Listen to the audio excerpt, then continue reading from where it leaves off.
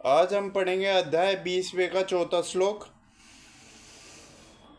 अध्ययन में रत सारे विद्यार्थी एक ही विषय के अध्ययन में लगे हुए हैं। सूर्य का प्रकाश, सूर्य का गोला तथा सूर्यलोक भी भीतरी बातें, इन तीनों को एक दूसरे से विलग नहीं किया जा सकता।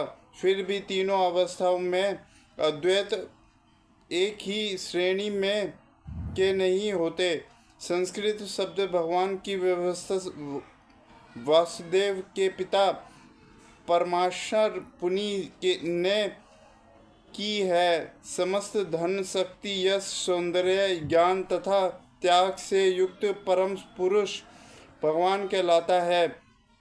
ऐसे अनेक व्यक्ति हैं जो अत्यंत धनी हैं, अत्यंत शक्तिमान हैं, अत्यंत सुंदर हैं और अत्यंत विख्यात विद्वान तथा विरक्त हैं भी हैं, किंतु कोई साधिकार यह नहीं कह सकता कि उसके पास सारा धन, शक्ति आदि है। एकमात्र कुछ कृष्ण ही ऐसा दावा कर सकते हैं, क्योंकि वे भगवान हैं। ब्रह्मा, शिव या नारायण सहित कोई भी जीव कृष्ण के समान पूर्ण ऐश्वर्य नहीं है। अत्यंत ब्रह्म सहित में स्वयं ब्रह्मा जी का निर्णय है कि श्री कृष्ण स्वयं भगवान है। ना तो कोई उनके तुल्य है, ना उनसे बढ़कर है। वे आदि स्वामी या भगवान हैं, गोविंद रूप में जाने जाते हैं और समस्त कारणों के परम कारण हैं। ऐसे अनेक पुरुष हैं जो भगवान के गुणों से युक्त हैं, किंतु कृष्ण परम है, क्योंकि उनसे बढ़कर कोई नहीं है। वे परम पुरुष हैं जो और उनका शरीर सच्चिदानंद है। वे आदि भगवान गोविंद है और समस्त कारणों के कारण हैं। भगवान भगवत में भी भगवान के नाना अवतारों की सूची है, किंतु कृष्ण को आदि भगवान बताया गया है, जिनसे अनेकानेक अवतार तथा ईश्वर विस्तार करते हैं। यहाँ पर वर्णित सारे अवतारों की सूचियाँ या तो भगवान की अवताकलाओं तथा पूर्ण कलाओं को हैं, किंतु कृष्ण तो स्वयं भगवान हैं। अतः कृष्ण आदि भगवान परम सत्य परमात्मा तथा निवेश ब्रह्मा दोनों के उद्गम हैं। भगवान की उपस्थिति में अर्जुन द्वारा समझने के लिए शोक करना स्वयं असोजित। अतः कुछ शब्द ने अपना आश्चर्य व्यक्त किया है।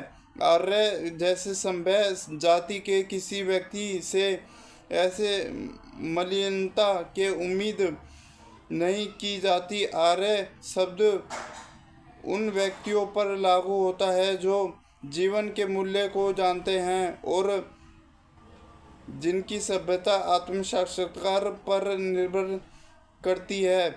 देहाभूति से प्रेरित मनुष्य को यह ज्ञान नहीं कर रहता कि जीवन का उद्देश्य परम सत्य विष्णु या भगवान का साक्षात्कार है। वे तो भौतिक जगत के ब्रह्मा स्वरूप से मोहित हो जाते हैं। अतः वे यह नहीं समझ पाते कि मुक्ति कहाँ क्या है। जिन पुरुषों को भौतिक बंधन से मुक्ति का कोई ज्ञान नहीं होता, वे अनार्य कहलाते हैं। यद्यपि अर्जुन क्षत्रिय था, किंतु युद्ध के विचलित होकर वह अपने कर्तव्य के गुमराह हो रहा था। उसकी यह कायरता अनायों के लिए ही शोभा देने वाली हो सकती है। कर्तव्य पक्ष के से इस प्रकार का विचलन ना तो आध्यात्मिक जीवन में प्रगति करने में सहायक बनता है, ना ही इससे इस प्रकार में व्यक्ति प्राप्त की जा सकती है। भगवान कृष्ण ने अर्जुन द्वारा अपने स्वजनों पर इस प्रकार की करुणा का अनुमोदन नहीं किया। हे पुत्र, इस हीन नपुंसकता को प्राप्त मन हो, यह तुम्हें शोभा नहीं देती।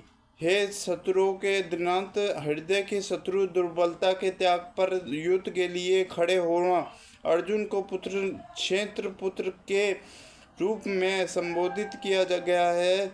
पृथ कृष्ण के पिता वासुदेव को बहन थी, अतः कृष्ण के साथ अर्जुन का रक्त संबंध था। यदि क्षत्रिय पुत्र लड़ने से मना करता तो वह नाम का क्षत्रिय, और यदि ब्राह्मण पुत्र अवित्रीय कार्य करता तो वह नाम का ब्राह्मण है।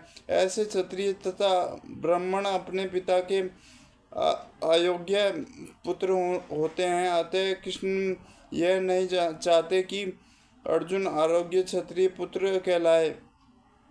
अर्जुन कृष्ण का घनिष्ठ मित्र था और कृष्ण अप्रत्यक्ष रूप से उसके रथ का संचालन कर रहे थे, किंतु इन सब गुणों के होते हुए भी यदि अर्जुन युद्ध भूमि को छोड़ता है तो वह अत्यंत निर्दयी कहलाता है। कृष्ण ने कहा कि ऐसे प्रवृत्ति अर्जुन के व्यक्तित्व को शोभा नहीं देती।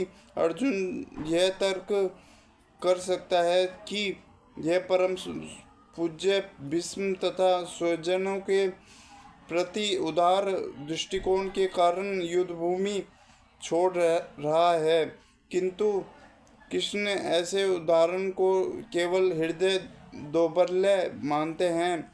ऐसी झूठी उदारता का अनुमोदन एक ही शास्त्र नहीं करता। अतः अर्जुन जैसे व्यक्ति को कृष्ण के प्रत्यक्ष निर्देश में ऐसे उदारता का तकनीत अहिंसा का परित्याग कर देना चाहिए। हरे कृष्णा कृष्ण कृष्ण हरे हरे, हरे राम राम राम हरे हरे।